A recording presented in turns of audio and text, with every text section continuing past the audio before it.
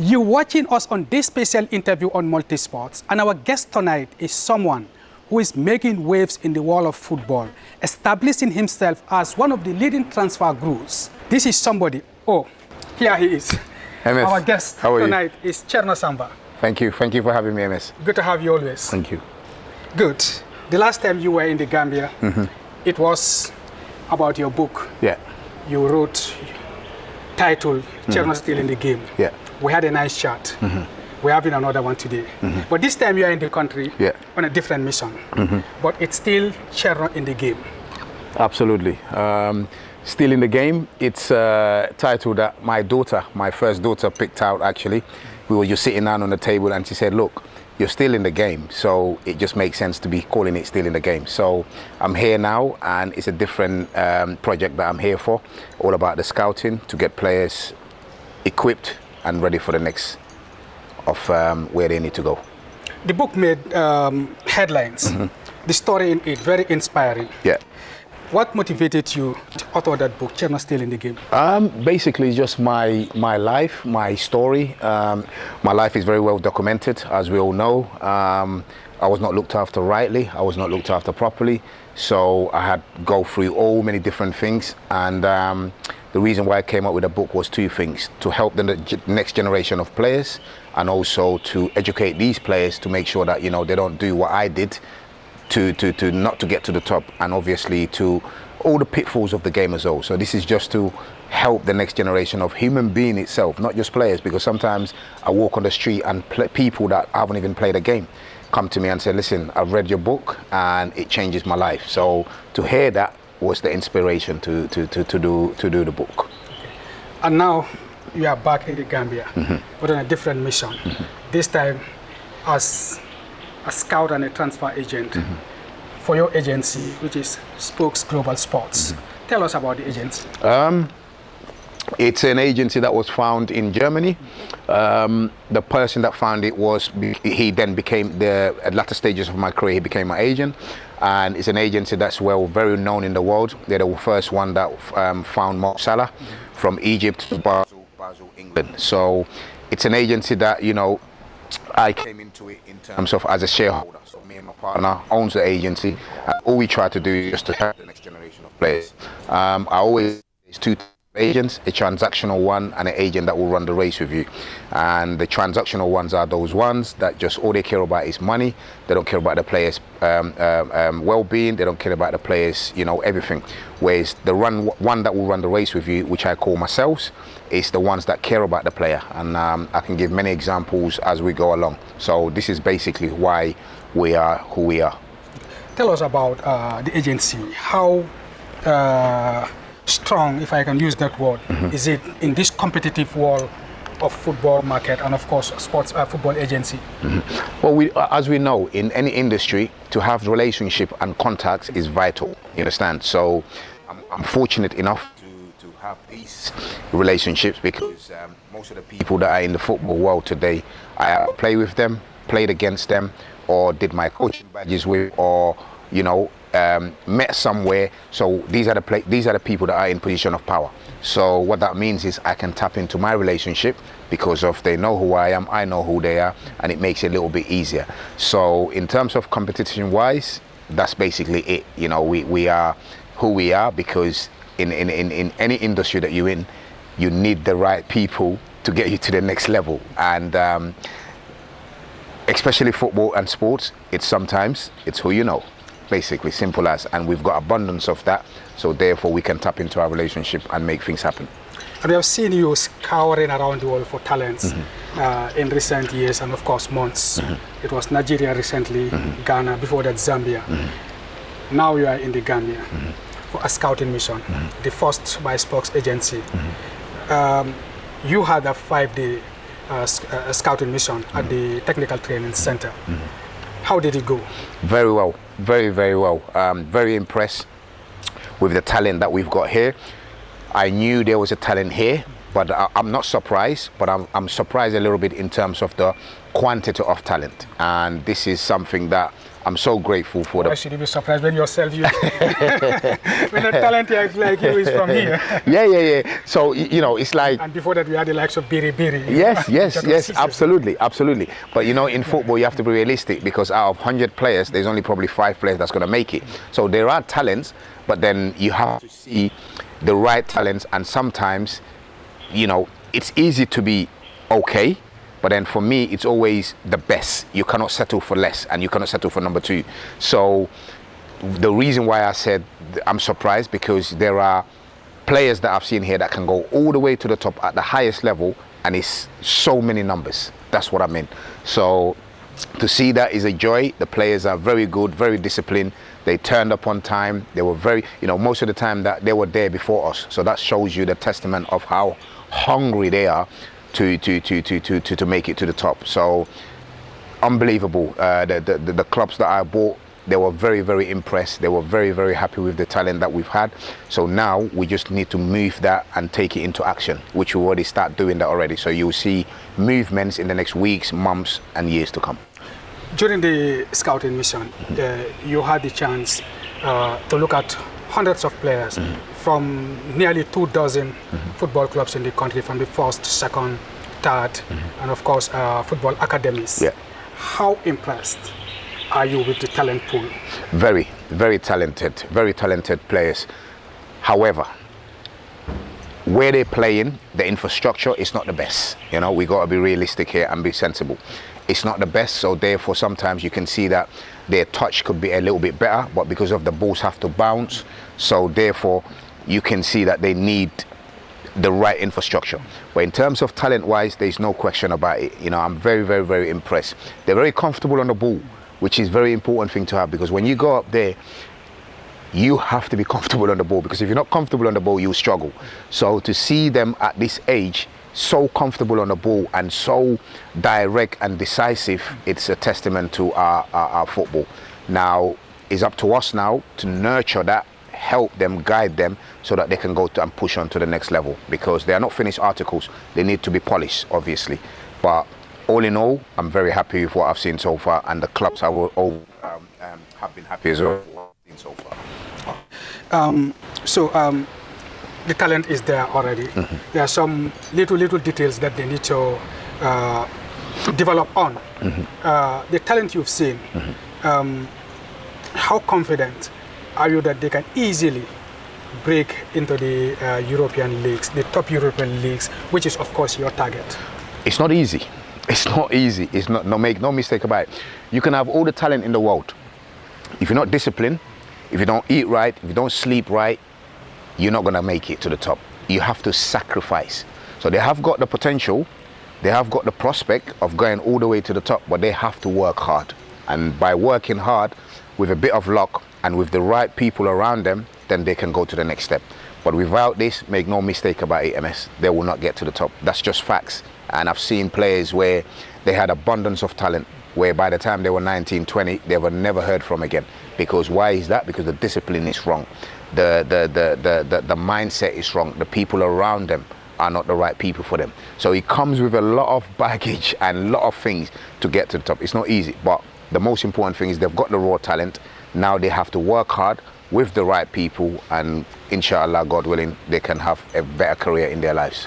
Discipline has been a key word almost in everything. But in football, who is a disciplined footballer? Messi, I would say. You mean the players? Yeah. Who can we say is a disciplined player in terms of what makes a player a disciplined player? For example, sacrifice of your friends wanting to go out and you stay back home. Sacrifice of what you eat. Sacrifice of enough rest. Sacrifice of doing the extra doggies, the extra run, the extra hard work. All of that, you understand? Be on time, you understand? Make sure you prepare at the best of your ability.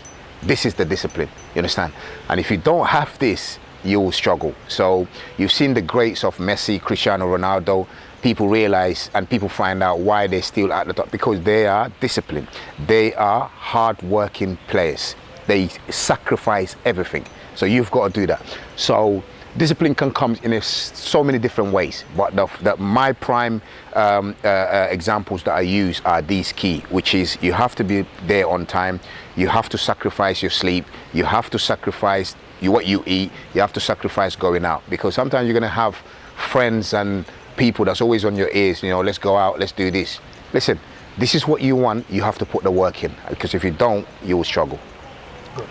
The scouting mission, the first you are having in the Gambia, came hot on the heels of the transfers of Adama Bojang and Dembo Sedikan. Two players, the first two Gambian players to be managed by your agency.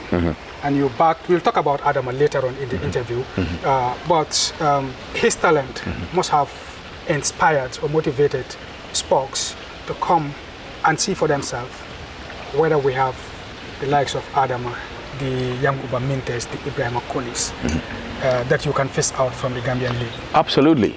Before my time, there was other players. Before their time, there was other players. You mentioned about Biri, God rest his soul. There's always talent here. The talent here is abundance. But the difference is, and I always say this, is the mindset and the people. Because it's so difficult to, you can imagine as a young player, this person's telling you this thing, that person's telling you that thing, that person's telling you that thing, that person, it's going to confuse you. So you don't know what is best for you. So what you tend to do is you try to go with the person that has influence on you more. And sometimes these are the people that mess up careers of players. You understand? So my thing is, I always say, the people around you is so important. The people that you work with is so important. And the talent here, it's unbelievable, unbelievable. And you mentioned Adama Bojang and Dembo Sedikan. And I'll give them example, not because I'm looking after them, but because of the discipline they have. They are so committed to where they want to get to. Nothing can stop them in their way. Listen, they're going to finish, for example, Dembo and Adama. They're going to finish for Christmas period. I spoke to Adama, I said, right, what do you want to do? The first thing he said, I'm not going Gambia. I need to stay here and work. I was going to say that to him anyway if he's told me he's going to come to Gambia on holiday. But automatically just came out from him and said, I'm not going Gambia, I'm going to stay here and work. Hopefully he will get selected to go to the AFCON because I feel that he should be there. That's just my opinion, but we'll see what happens. But the first thing that came out of his mind was, I'm going to stay because I've missed the pre-season because of negotiation was still going. So now here's my chance. The break that I've got, I'm going to work hard. That's what you want to hear. That's what you want to see. And if you have this sort of discipline, you've got a long way. Oh, that's impressive from the young lad. Absolutely. Yeah, absolutely. And your agency, Sports Global, what are you doing differently in terms of making sure you effectively manage these young talents? You're scouting some of the best talents and you want them to realize their potentials. What is Sports Global doing differently? It's very simple. I don't think we're doing anything different. I just feel that because of what's happened to me and my own story, it's easier to talk to these players and manage them. And it's not about the transaction, not being disrespectful for anything, but I've made what I have to make. God has blessed me to make what I have to make in football already. They cannot change my life anymore. But it's lovely for me to change their life. That's the accomplishment that I get. And for example, little things like to make sure they're secure. And I'll give you a prime example again, Adam and Dembo. They have insurance. A lot of players don't think about it. They have insurance, whereby if anything happens to them, they are financially stable. If they can't play football again, or they're injured, that they're out of the game for a very long time, financially they're stable. Little things like this that we put in place. The other day when the club called me and said, listen, Adama cannot cook, so therefore you have to we have to do something to try and make it easier for him. The first thing what I thought of was, okay, get on the next flight. I got there, I stood there with him for 1 week, teaching him how to cook, to a point now he's a better cooker than me, you understand? So these are the little things that we do. And I remember in my own career, I was injured for 6 months. I didn't hear from my agent for 6 months. But when I was about to do a deal, he was the first person to turn up. Now, I hate things like that because that was done to me. So I want to make sure the players that we work with, they are equipped financially after football, because football is a very short career. Also to have the discipline to make sure that whatever they're doing is surrounded by people that's got the best interest for them. You understand? So with those two, I'm very happy with how things are going on. The other day was Adama again was going to buy groceries, and he called me and said, look, I'm going to buy groceries, can I go? I said, listen, this is your money, it's nothing to do with me. But what I'm trying to explain is the discipline and the mindset of how he's already, you know, I've already instilled this in his head. So even if I'm not around anymore, God forbid, he's okay. And this is the most important thing for me, to help our people to make sure they're in good shape, so that they can, you know, sort themselves out. Okay. So Adama is the first you've transferred from the Gambia under your agency. When he hit the ground running at the Under-20 Africa Cup of Nations, and of course the Under-20 World Cup, there was a lot of talks, you know, Adama linked with this club, Club Y, Club Z, here and there. But all of a sudden, Cherno Samba appeared from nowhere, and then Adama was in Stade Reims in the French league. Tell us, how did you cope this? You know, my mom always used to say at a very young age, when people know where you're going, you won't reach your destination. Yeah, absolutely. You understand?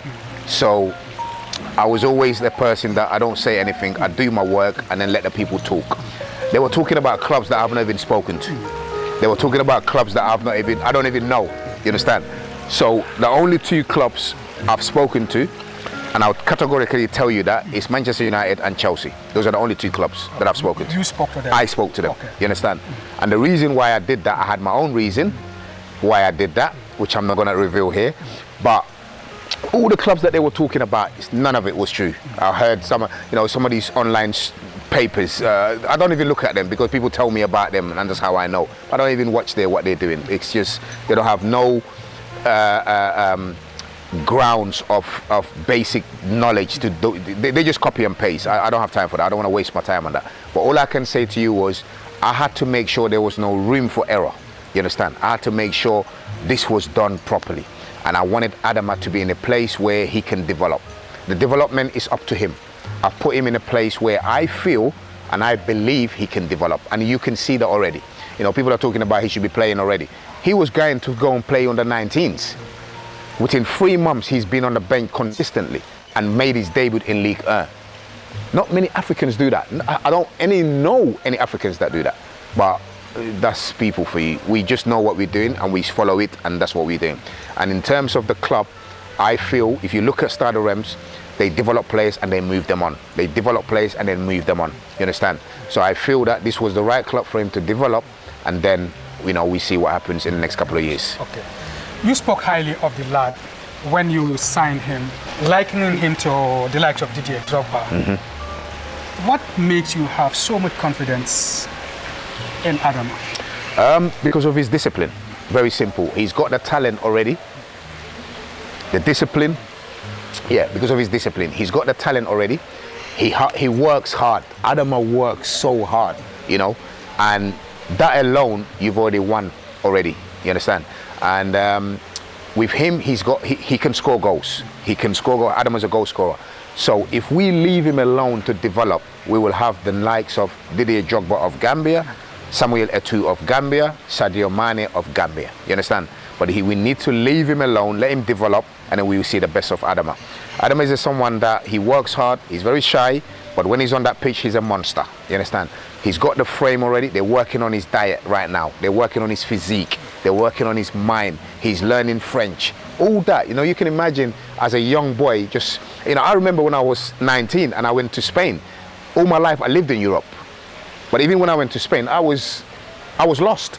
So I had to find my way, know how to speak the language, know my whereabouts, know the club, all that stuff. And it takes time, let alone some boy coming from Africa. You understand? But the people just, they haven't got a clue about football sometimes, so it doesn't matter. But for what I can say is, I feel that we have a player in our hands if we manage him rightly, which I will. I'm very overprotective over my players, very, very over, because of my own story. So I think that with the right mindset and what we're doing, inshallah, he will go all the way to the top. Have you scouted, during your scouting mission in the Gambia, talented players like Adama and Dembo and the others? Yes, I have. I've seen players that similar similar talent, similar temperament, similar energy, and all that stuff. So that, based on that, I feel that, you know, we have some players in our hands, and it's then up to me and the clubs to nurture that players and to make sure that, you know, they're in the right setup, they're in the right place, so that they can fulfill their potential. Okay. When you spoke to Manchester United and Chelsea about Adama, what was their reactions? Because they must have had the boy, they must have keep an eye on the boy during the AFCON and of course the World Cup. Yeah, sometimes, MS, I'm not going to tell you what I do, but sometimes you instigate stuff. You understand? You tap into your relationship and you instigate stuff. So that's all I did, and they were aware of the boy after I spoke to them, and they were monitoring the situation. But I knew I wasn't going to take him there, because if I take him there, that means all he's going to be doing is going to be loan. And what happens is sometimes that stagnate players' career, sometimes that lose their confidence as well, because they feel that they don't belong to the parent club. They just keep going out, and then that can have a very, very impact on young players. So I knew what I was doing, but I'll tell you one thing, God willing, one of those clubs will buy this boy and he'll play all the way at the top. You're watching this special interview with Cherno Samba, and when we return, we will look at the life of Cherno, a young boy who left the capital city of the Gambia, Banjul, at the age of 6 and made headlines in England, where he was tipped to win the World Cup for the Three Lions in the 2006 World Cup. But unfortunately, that never materialized. Find out why after this short break. Welcome back, and you still reminded that you're watching the special interview on Multisports on the Gambia radio and television services with Cherno Samba, the championship manager, and of course, the author of the Cherno Still in the Game. Cherno can't stop, won't stop. Has become the famous slogan. Yeah. Yes. And where did that one come from? Do you know what it is? It's like, I'm a workaholic, and sometimes I have problems with my wife. She said, "Why, just stop, you know." I said, "No, I can't stop, and I won't stop." And this is where it just came from, and then I started just using it because it's in my genes. I barely sleep. I'm non-stop working in terms of making sure players are okay, making sure I'm speaking to clubs, making sure everything's fine. So it's just a what's it called? Just a motivation thing, where now I see that a lot of people are using it as well, and I think that someone brought it to my attention to say P. Diddy used it before as well. So I don't know, it's just something that I use where it motivates me. I can't stop. I'm just working, and you know, in this world you have to work, and is in Islam as well. Working is a form of worship. So I just can't stop. Good. All that we were talking about at the beginning of the interview has perhaps been inspired by your past. Here, sitting right in front of me is Cherno Samba, who left the Gambia at the age of 6, moved with the family to the United Kingdom, and became an instant hit, making the headlines with the Sun, the Daily Express, the Daily Telegraph, you know, all these tablets in England, for being one of the best talents, if not the best talent at the time in England, and even tipped by the British media to win the World Cup for England during the 2006 World Cup in Germany. But this didn't materialize. Take us through your career and what went wrong for you. I think why that deal didn't happen at Liverpool, it was a number of reasons. My club, Millwall, didn't want me to go, so they were back and forth with Liverpool, and that's basically the situation why I didn't end up going. And I remember when the deal didn't happen, I was in my kitchen and I just dropped on the floor, started crying. So I remember my mom came down and said, what's wrong? And I said, look, it's not happening, the deal's not happening. That's when I got the news. And then I just broke down, you know, like a little boy, crying my eyes out. But something bizarre happened. I was only young, but then I was lying there, you know, crying, and I said, you know what? If you're dictated by clubs not to go and play at the highest level, then I don't want nothing to do with football. So I stopped playing for 6 months. I didn't want nothing to do with football. But then Millwall came and spoke to my parents and spoke to me and said, listen, he's got God's given talent. Let's just come back and, you know, he start again and stuff.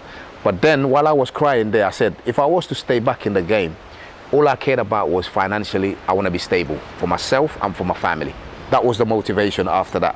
Because if that could happen, then, you know, you're dictated by people. Then, you know, all my goal after that was to make sure financially after football, I am stable and my family. And it was a tough time, very, very tough time, because when I went back to Millwall, my appetite for the game was gone. I didn't want to try hard enough. So, you know, I can sit here and blame the clubs and some people that had me. But again, you have to look at the mirror and look at yourself and see if you've given enough. What should I have said was, I'm still young. This opportunity can come again. So I needed to work harder. But I'm the type of person where I take responsibilities for myself, and I think I didn't apply myself properly, because if I did, I still could make that deal happen. But when I went back to Millwall, I didn't want to try hard enough. I was, if there was running, I would do about, if there was 10 runs, I would do about 2 runs. Think that I didn't need it because I was superior than everyone else. If there was shooting practice for half an hour, I wanted to do 5 minutes and walk in because I felt I was superior than everyone else. So that didn't help me. So I felt that I was doing it to them by hurting them, but I was hurting myself, because what happens is everyone else is catching up on you and then you're still not developing, you're staying where you are, which didn't help my situation. So it was a tough time, but as in any life, I always overcome things, and then I'm here today to talk to you. How good were you? Because you are telling us of a move to Liverpool that was at the time a fee of around 2 million. Back in the 1999, 2000, 2001. That was money at that time for a teenager, for a 15, 16-year-old. Yeah, it was, if I would have gone, because at that year, Jermaine Pennant left Notts County and gone to Arsenal for 1.5. So if I was to go to Liverpool, I would have broke that transfer window, that transfer market. So it would have been the most expensive teenager in Europe, because 2 million at the time it was huge. It's not now, but back then it was a big transfer. So I've always had a belief. I always believed in my ability. I was very confident. I was always, you know, my strength was come deep, pick up the ball, turn. And when I do turn, you won't catch me. You know, I was very good.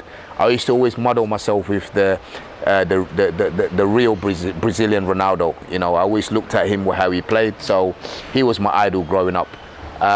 So I was very explosive, very, very explosive. So, but you know, these things happen, and God decides, not man. So I'm a man of faith. I do believe in God. So therefore, it was meant to be, because I could have gone to Liverpool and would not be sitting here today with you. So everything happens for reasons, and this was my destiny. It was your destiny. And how has this setback in your career modeled you into who you are today? Yeah, it shaped who I am today. But before I got there, it was tough. It was a tough road, because I remember going to Spain after I left Millwall.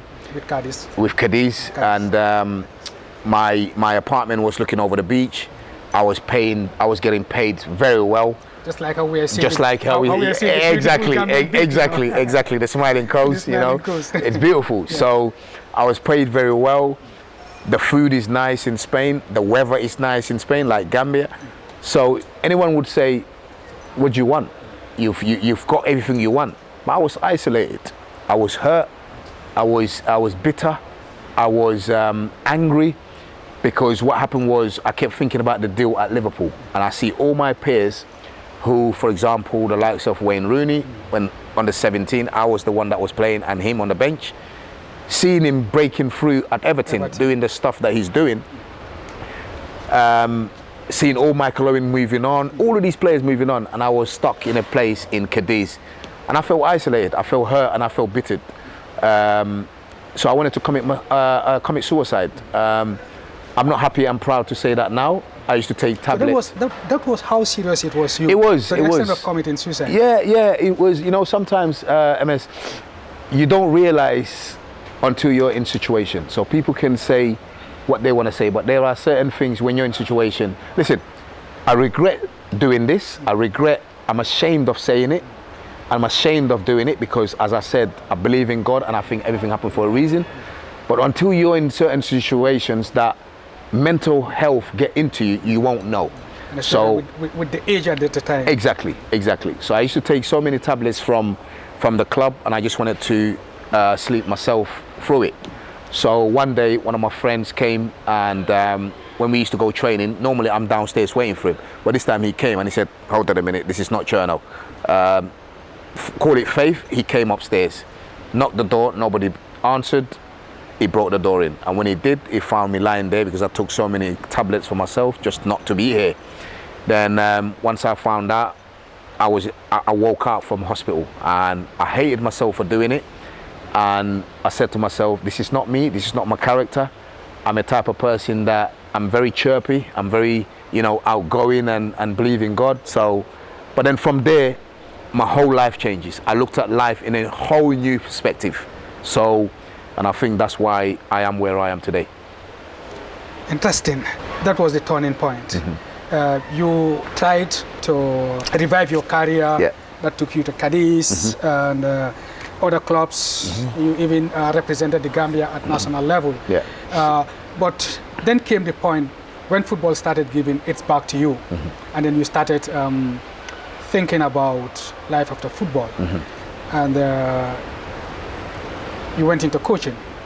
I believe you had your UEFA license, and even started working with Tottenham. But then you switched to agency. But now tell us about how you started preparing for life after football. Yeah, I had an England manager, God rest his soul as well, Dick Bate, who grew me from under 15s all the way to the ages. And he's always said to me, "What's next?" He's always challenged me, "What's next? What's next? What's next? You might be coming to retirement now. What's next?" You understand? So he got me into coaching. So I've done my badges, all the way to my A license. On my A license, I did it with Frank Lampard, and so that was my thing. I wanted to be a coach. So I started doing a bit at Tottenham, but then I was getting calls from clubs, from parents, from players, and to say, "Look, I know your story. I want you to speak to our lads. I want you to speak to my kids. I want you to speak to our players." So from there, I thought, you know what?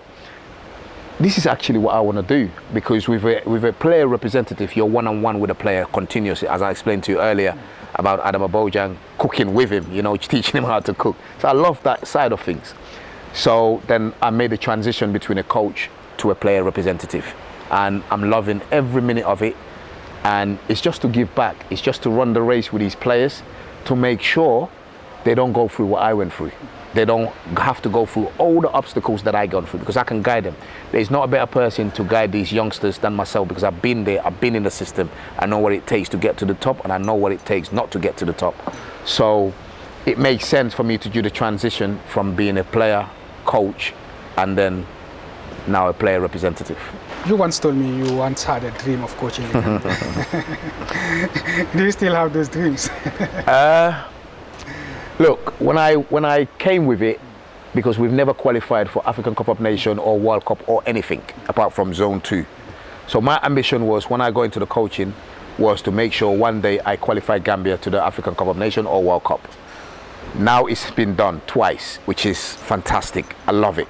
I'm so happy with it. Now the world can see what Gambia is all about. But I've always been my passion, and you never know in football. Right now I'm enjoying this side of things with the players one-on-one, but as they say in football, you never know.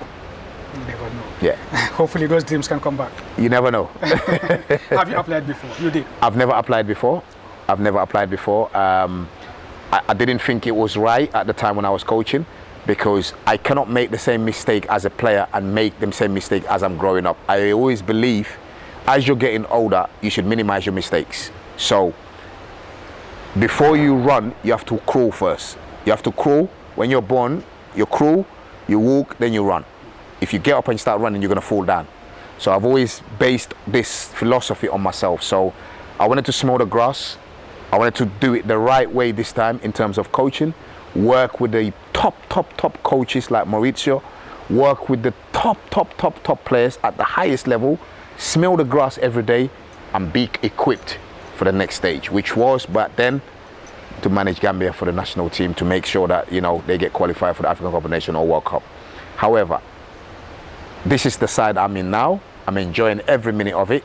I'm helping the next generation of players. It's a privilege, and my ambition is one day to see these youngsters, to be at Old Trafford. I'm going to say Old Trafford because I'm a Man United fan.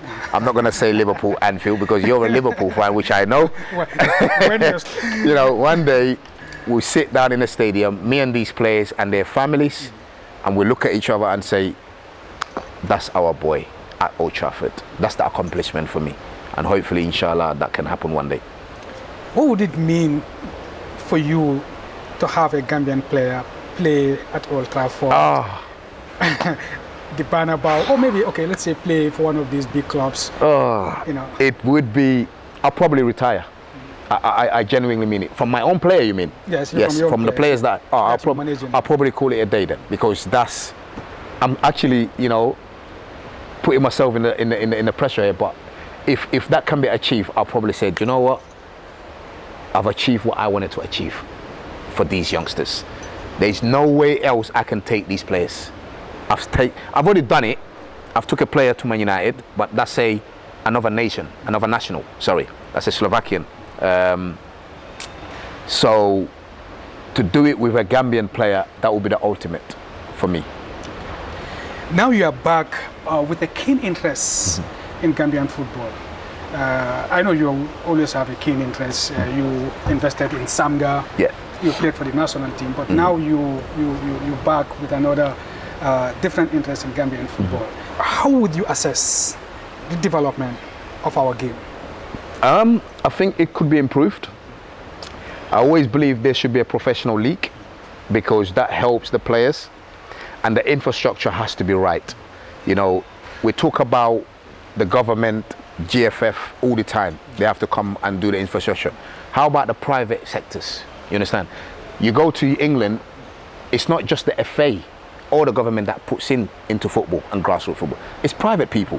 You understand? There are so many multimillionaire Gambians around the world, and they like football, but I don't feel they're doing enough in terms of the game in our country. And I feel that with the private sectors, if they come on board and invest more, then the country will get a better stand in terms of the game. However, the GFF has to do their things and do it right, and the government has to help more and do it right. We need better stadiums. We need better quality facilities. You understand? Because if you don't have these credentials, the game will suffer and the players will not develop. Make no mistake about it. So that's why you see the other nations. I get jealous. I get jealous for my own nation when I go to Ghana, Nigeria, Senegal. I get jealous. Because of the infrastructure, absolutely, the professionalization of the league. Absolutely. You know, so I'm proud of where I come from. I was born here. Whether I was here for one day, I was born here one day and leave, or second and leave. I'm a Gambian. You understand? That's a blood from me that I cannot take away from. So when I see other nations evolving in the game, and I see my country is not evolving in the game, it hurts. It hurts really. And I think that we all need to help one another, the government, the GFF, and the private sectors. If all of these three combine in one, everyone doing their quota, we'll have a different Gambia, and football will evolve. Listen, football is a multi-billion-dollar industry. Everybody can benefit, you understand? But you have to have the mindset and the vision and the heart to invest, and then you will see the reward. You look at Senegalese now. Look at them. Look at the players. They're so established. Now a Senegalese playing in the Premier League is nothing. It's not a surprise anymore. I was there a few months back. Visited some of the academies, the Generation Foods, Dakar Secretary, you know, and the others that are coming up. They invest in heavily, especially in grassroots football. Absolutely. It's the only thing that will get you to the top. Grassroots football. You have to invest. You know, you have to invest. And if we have the government helping us, and we have the federation helping us, and more to have the private sectors helping us, we'll get a better Gambian into football. But if we don't have this, everyone pulling in the same direction, we have a long way to go. The infrastructure is key. The infrastructure is key, because it's like a plumber coming to do his work with no gears. How is he going to do the work? So if you have a proper infrastructure, then you will develop. Make no mistake about it. You will develop. You know. Having said that, playing in these bumpy pitches and these kind of pitches, it does help as well in terms of your technical ability. Because then when you go up there and you're playing in paradise, it just makes you, you know, even better. But in the long run, it's not an idea and it's not a wise thing to do. So the infrastructure needs to be right. The professionalization of the league you mentioned is also very key. What should the Gambia Football Federation do? They target in, I believe, 2024-2025 season. How important is professionalization of our league key to the development of our game? It's very important. It's vital, and whether it's done now or in the near future, it has to be done, because what that does is it shows that we are serious for a start, and the players can be looking at the leaders that they are serious. You understand what I mean? So, and some of these clubs owners as well, let them be accountable, because it's not fair, because not everything's up to GFF. You understand? I hear a lot of criticism from people, you know, ex-players, and everyone's talking, oh, the GFF have to do this, oh, the government, well, our country's doomed, and, you know, this and that. Get up and do something about it. It's easy to criticize. I can sit in my house with my laptop and just write in so many things. Keyboard warrior, I call them. But get up and do something. Get up and do something. You keep talking, you're not seeing any change. Stop making an excuse and get up. Because if they're doing that, someone else is doing that, then it's a better Gambia. But then it's easy to just criticize and say, oh, this is not happening, oh, we're doing it. What are you doing about it? So I don't agree with that. That's my opinion. You know, everyone has their own opinion, but my opinion is, if I've always been like that, if something is not right for me, I do something about it. That's my philosophy. So in terms of professional in the league, these owners of these clubs as well, they need to treat the players better. You know, pay them right.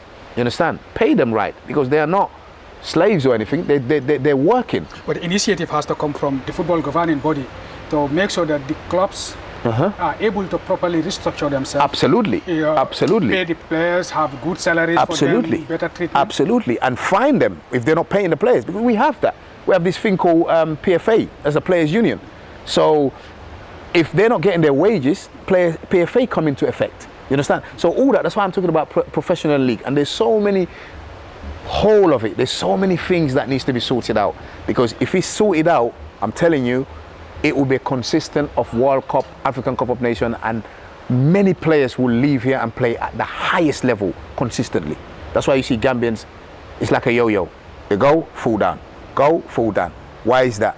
Mindset, professionalism, everything else. There's so many things that come into effect. And if we don't change that, it's always going to be like that. You talked about the talent pool in this country as abundant. The football is $1 billion market. How can the football sector be a vibrant source of employment for the youths of this country? It will. You know, you look at in England, everywhere you go, there's something that the leaders have put in place. What that does, the youth, and not only you don't have to be a footballer or know football to be working in football.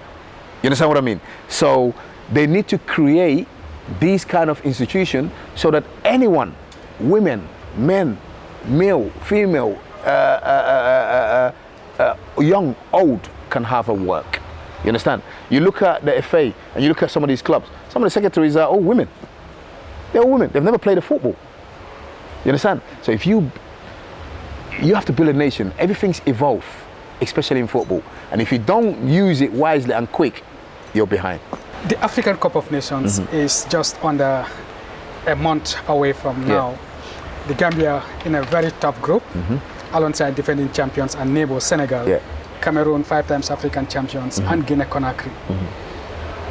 What is your take on this group? It's a tough group, but a group that we can come out of very easily. Very easily. Because these boys have demonstrated they could. They've done it in the AFCON already. You understand? We've already beaten Guinea. Cameroon barely beat us. Senegal, they could never beat us. You look at statistics and results and history, they probably give us 1 or 2 or 3 times. You understand? When I played, we drew with them at Senegal, we drew them here as well. So they can come out of that group. My only concern, and I've got to be very careful what I say here, the players have to be free. They need to be given a license to enjoy themselves. I look at some of the games, and these players, you can see they are not free. They're not enjoying themselves. You can put your tactics, you can put your shape, but there's too much, I believe, restricted to be free. You understand? If these boys are given the license to enjoy themselves, just play your free game. I'm telling you, MS, they can beat anyone in the AFCON. Anyone. Just as we saw on Wednesday night. Exactly. Yankuba and Ibrahim Okoli scoring in the Champions League exactly. for the first time. Exactly. They're playing at the highest level. They're playing at the highest level. And these are the players that are going to come in the AFCON. So you see what they're doing on their clubs. So when they come to our nation, let them free. You can do your tactics, as I said. Make sure your shape is right. Discipline. The tactical awareness. All that stuff. That's natural. That's a given. But then, in the end of it, go and enjoy yourself. Give them the license to enjoy themselves. The main talking point in the group is Gambia versus Senegal, the derby. Yeah. Senegalese, our neighbors, are talking that they would easily ride over us. Even El Hadjouf, you played against him, former player, saying they have fought the Gambia's last 2 games, and of course, they know where to hurt the Gambia. That's his opinion, and I don't have any qualms about that. That's his opinion, but my opinion is we can beat Senegal. We can beat Senegal. So, and they're probably the favourites.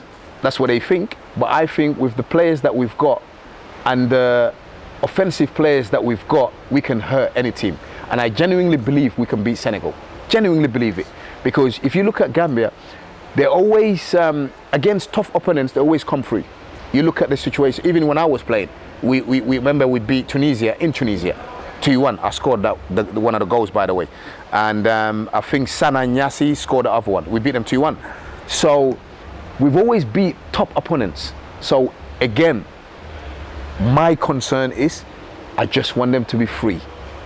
Given the license to enjoy themselves. If they do this, they will beat Senegal, Cameroon, and Guinea. Make no mistake about it. However, if they're not given the license to play freely, then we'll struggle.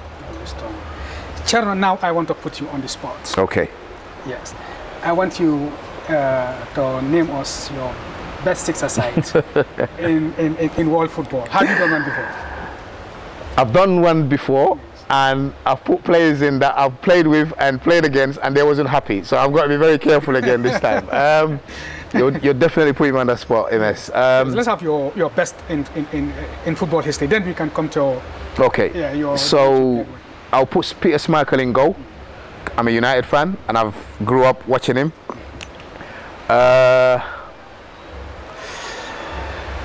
Carlos Puyol, Cannavaro,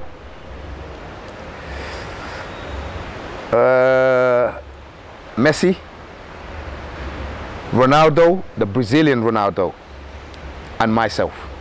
And yourself. Yes. Good, that's a strong one. Now your best 6-a-side. Oh man. In goal will be Scott Carson. I played with him for England, Man City now. Glenn Johnson. The centre-back, the next centre-back, I have to be very careful, but I'm going to come back to you with that.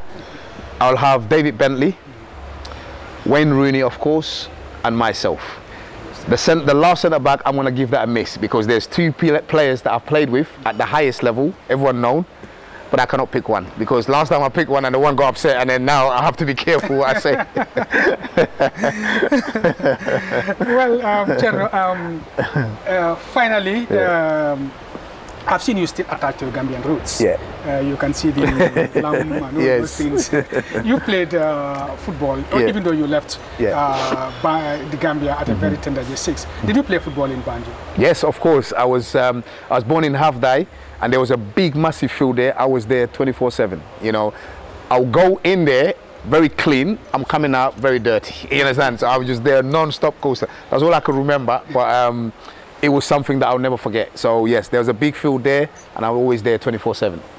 What would be your parting shots in this interview? Basically, you know, players, they need to work hard. If you want to be players, you need to work hard. They make no mistake about that. And sometimes I hear so many kids, I want to be a professional, I want to be a professional, I want to be a professional. I even have women that calls me and say, I'm trying for a baby. And when I have the baby, I want him to be a boy. And when he's a boy, I want him to play football so that you can look. I'm like, Jesus Christ, relax, you don't even, you know. But one thing I would say is, out of 100 players, there's only 4 players that will make it to the top. That statistic is very small. So yes, you want to be a footballer, but you have to stay in school and do your education. That is key. That is vital, MS. Education. Education is key. Because if you don't make it to the top, or if you don't make it as a professional footballer, you have the education, you can have something to fall back on. But if you just concentrate on the football and then the education lack, if you don't make it into football, then you don't have nothing else to fall back on. So my message is, do your studies. One regret that I have is I wish I concentrated more on my education as well. Often here, I hear in the Gambia here, they say, football dogum def ak janga, you know. Of course you can. Of course you can. You know, you look at Gary Lineker, he's got degrees. Alan Shearer, same. These players learn, you understand? So we're in an era now today where player, for example, you train from 10 o'clock till 12. It's finished, 2 hours, 2.5 hours maximum. What do you do for the rest of the day? What do you do for the rest of the day? Even if you don't want to go into classes, you can do it online because that accessibility is there now. You understand? You can study something online. You understand? So my thing is, you have to do your education because it's key, it's paramount. It's paramount. Because if you don't do that, and if you happen to be the unlucky ones that didn't make it, then what do you fall back on? So to answer your question, you can do your football and your education because, as I said, you train twice, 2.5, 3 hours maximum in the day. What do you have for the rest of the day? Go home and sleep. You can go to school or do it online and have your degree and have something so that if the football don't go well, you have something to fall back on. That's what I would say. Cherno Samba, it's a pleasure talking to you. It's always been a pleasure, MS. Thank you so much. I really appreciate it.